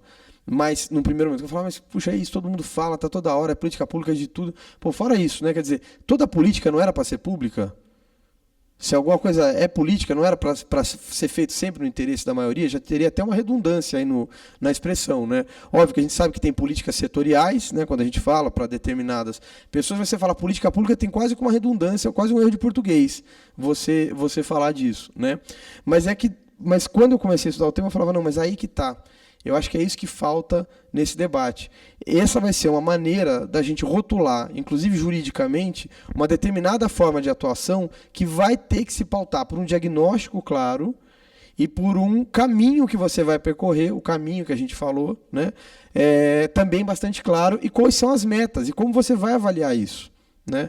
O problema é que no Brasil tem assim, se você às vezes fala a palavra indicador, fala a palavra meta, alguém já vai falar que isso é meritocracia, alguém já vai falar que você não gosta de pobre. Né? É assim, tipo, a coisa é assim, ela pula, você estava 4 vezes, você quer fazer um debate jurídico sério, né?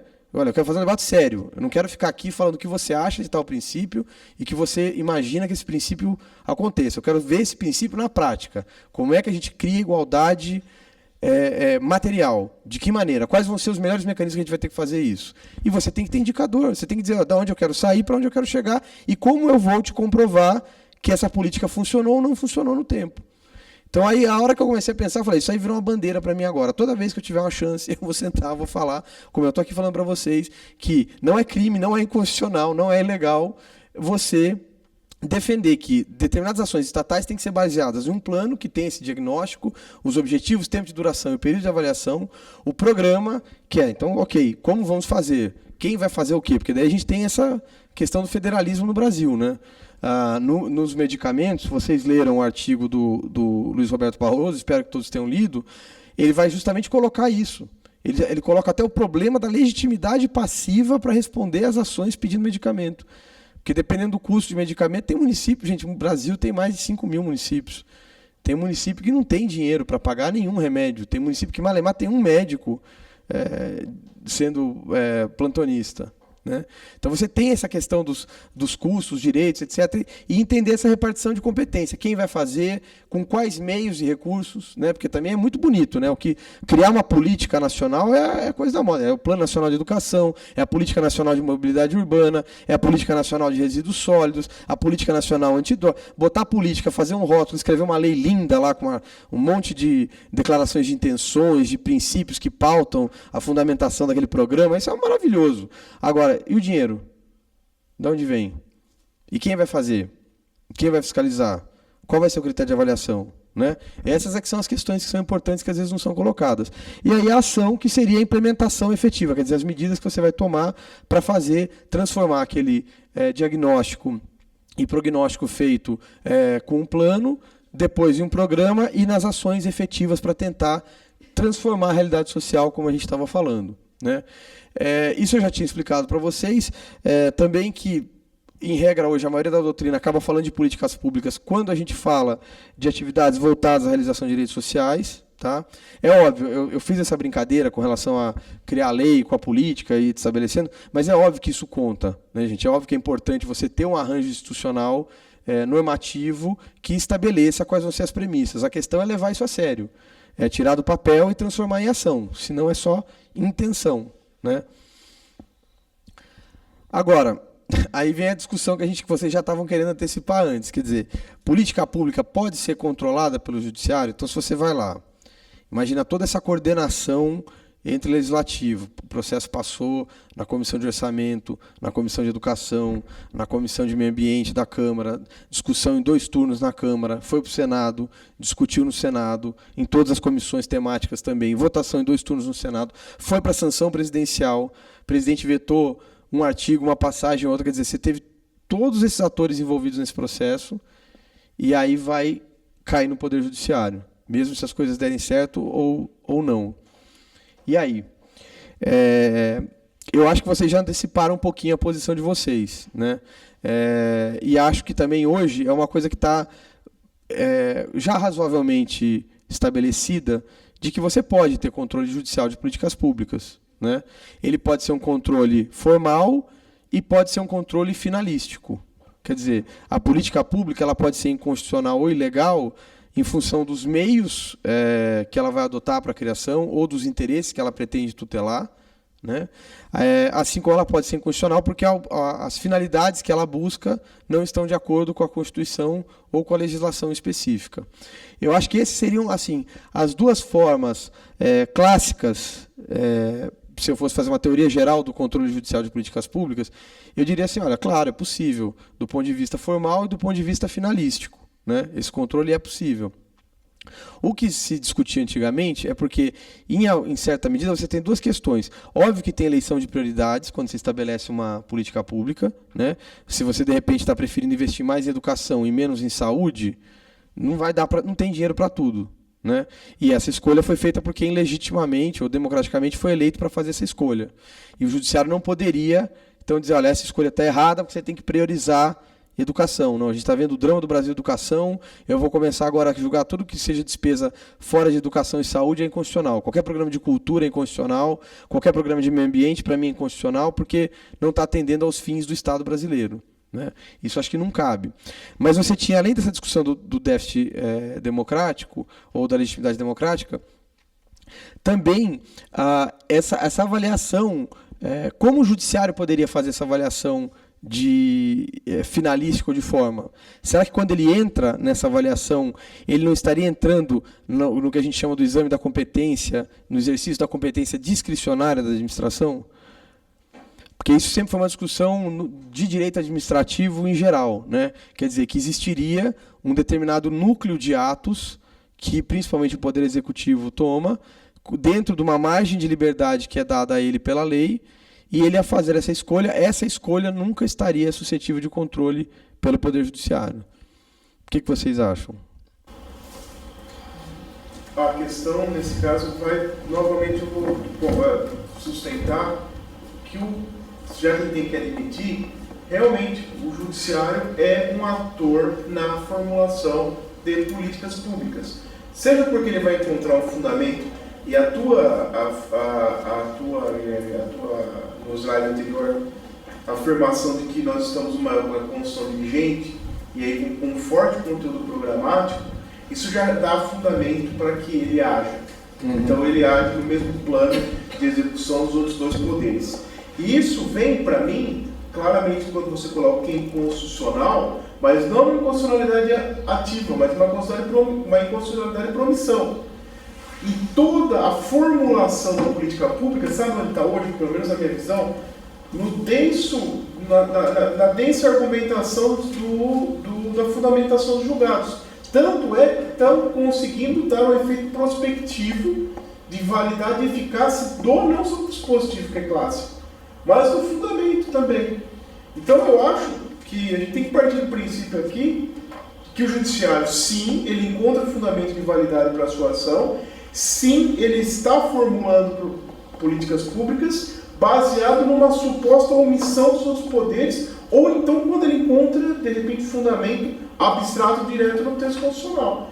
Se a gente talvez não adotar essa realidade, a gente vai ficar assim, criticando uma deveria ou não deveria. Eu prefiro partir do princípio está fazendo, e agora como é que a gente controla isso? Exatamente. Né? Que um caminho, por exemplo, é o ônus da competência e o ônus do regulador que o professor Carlos Zé defende. Né? Quer dizer, você vai interferir nesse debate, então interfira tendo que usar as mesmas armas, né? Que quem teve que tomar a decisão usou. Né? Avalie as consequências, justifique a sua intervenção no debate, de que maneira, por que você se coloca no debate? Não, estou entrando porque há uma omissão, há uma inconstitucionalidade, ok, então você justificou essa intervenção no debate, mas agora, se você vai substituir, ampliar, reduzir, modificar em qualquer medida essa ação, mostre que você avaliou todos os efeitos como se espera que quem editou a lei fez. Né? A gente vai ter sempre dúvidas, como salsicha, né? Linguiça. Né? A gente não sabe muito bem como é feito, se soubesse, dizem que a gente não comeria. Né? As leis é um pouco assim. Talvez algumas políticas públicas por aí, talvez seja um pouco assim também. Eu quero prolongar, porque acho que também não é meu... E a gente já vai fazer o intervalo já, tá, gente? Porque são mais horas também. Eu acho que talvez seja o único advogado público aqui, presente. Então, eu fiz essa inversão com o juiz. Então, não adianta eu alegar que ele é legitimidade de parte, não adianta falar que há invasão de esfera de competência. Não tem jeito. Ele vai entender que ele pode. Então, eu devolvi para ele, já que ele é o formulador, as mesmas matizes e as mesmas questões de quem formula a política pública no executivo. Aí fica complicado. Então, talvez o núcleo, o Carlos Ari, ele coloca isso no livro que chama Direito Administrativos Paracéticos, ele tem que mudar o eixo de discussão. Vamos admitir, então, que o Judiciário é protagonista, é um ator, então vamos devolver. Bom, qual a sua competência para esclarecer isso? Qual a sua competência financeira? Devolve, então, todas as atribuições para ele. Aí ele vai ficar... Aí ele consegue, né? Aí parece um pato na água, né? Fica louco. Porque você não consegue, ele não consegue fazer isso. É difícil. Desculpa usar 14 mil processos. Eu sei, esse número vai ficar na cabeça de todos nós agora. Não tem, então não ele tem não tem a preparação para isso, né? Ele não... Teve uma discussão, acho que a gente perguntou quem que o juiz representava, né? Que tipo de líder ele era. Para mim, eu tenho muito claro que ele representa o Estado. É o Estado e o juiz quem decide. Então, ele não é preparado para fazer esse tipo de coisa. Mas aí você pega ele na curva. Mas porque a função dele finalística não é essa. Né? Ele não está ali para formular políticas públicas, ele acaba fazendo isso. mas ele não está ali para isso. Mas não é melhor, você não acha que é melhor fazer assim? Então, eu admito que você formule, mas eu vou te pegar nos seus erros, então. Você não tem legitimidade para formular. Eu não sei se eu me prestaria a dizer, olha, vou te devolver lá o que o legislativo executivo não fez, mas porque eu quero ver o que você está errando, hein? Não sei, eu me prestaria, não sei. Não sei. Eu acho que a questão, na verdade, ela vai esbarrar no método, entendeu? A partir do momento que você aceita e admite realmente que ele é um ator de formulação de políticas públicas, então, o que acontece? Não é só ele, é o advogado também que argumenta. E aí que eu acho que o curso é interessante, porque você começa a instrumentar o profissional do direito para ele começar a, inclusive, construir métodos. Então, já que está numa situação dessa, o juiz, então, assim, vamos parar para pensar, então, ele não é formado, realmente ele não é, como o legislador também não é. Então, peraí, vamos parar tudo. Não, o legislador ele foi eleito. Mas ele não tem essa formação, assim, a gente... Formação técnica, entendeu? Para cada um dos assuntos que você vai ter que decidir, na prática é isso. Ele tem que começar, isso, na verdade, vai ter que vir lá de baixo. Eu sei que é difícil, eu entendo que é difícil, porque se a gente tem resistência com um profissional da área, um advogado que vai ficar no dogmático, que vai ficar na retórica, e o juiz também está preparado para isso. Mesmo na hora dele pegar e decidir alguma coisa, é o princípio da eficiência, é o direito ao desenvolvimento que corre o risco de virar exatamente isso também. Então, assim, então vamos pegar então agora e vamos começar a se estruturar e começar também a criar uma consciência de que é necessário que a gente estabeleça métodos realmente mais pragmáticos para que a gente possa decidir, porque aí sim, sabe, eu acho que facilita, mas eu acho que é um caminho que a gente vai, ralar para chegar. Vai suar ainda. Mas esse que é o esforço que a gente está fazendo aqui, por exemplo, né? Mas eu acho que também isso esbarra muito na questão da representatividade, porque, querendo ou não, se a gente está pautado num sistema democrático, qual representatividade o judiciário tem para atuar efetivamente numa política pública? Quem ele vai estar ouvindo, quem que vai conseguir alcançar o judiciário para opinar, para participar na construção dessa política pública? Que, teoricamente, é o que acontece no espaço legislativo e no executivo. Então, acho que a questão da representatividade ainda também é um grande empecilho para reconhecer efetivamente a participação do judiciário nesse momento. Eu acho que essa que é a questão.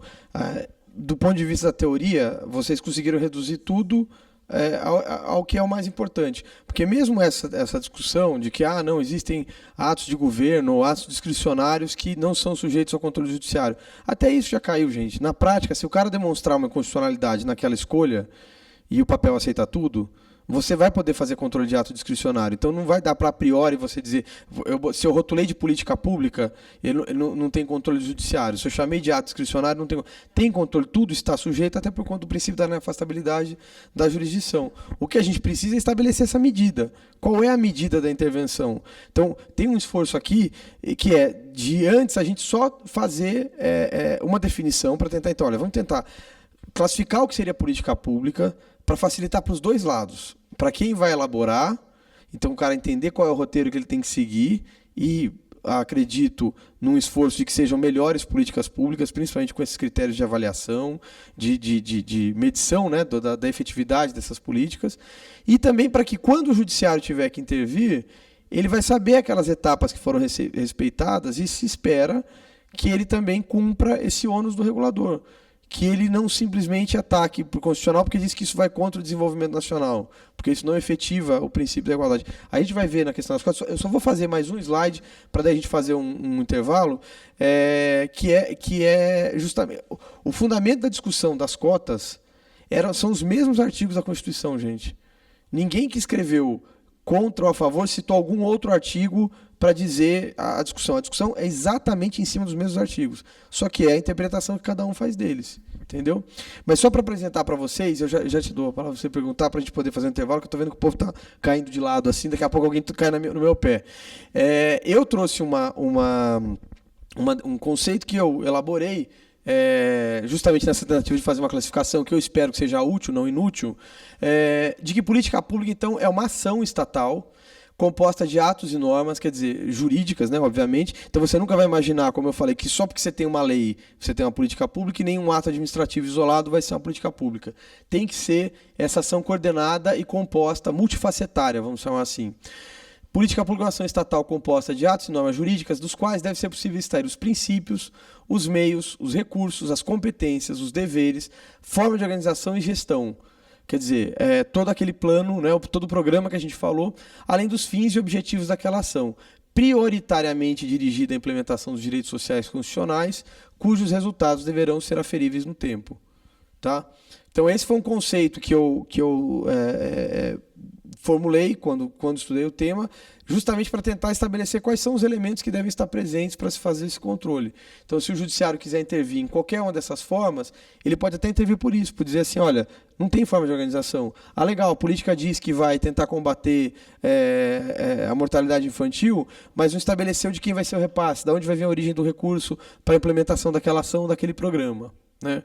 E aí vem a pergunta, e eu vou usar essa pergunta para a gente fazer um intervalo aqui, que seria essa. Ações afirmativas. Então, eu fiz essa pergunta no começo da minha exposição e estou fazendo de novo para vocês. Visto tudo isso, ações afirmativas e atividades prestacionais como distribuição de medicamentos são políticas públicas? A resposta, depois do intervalo.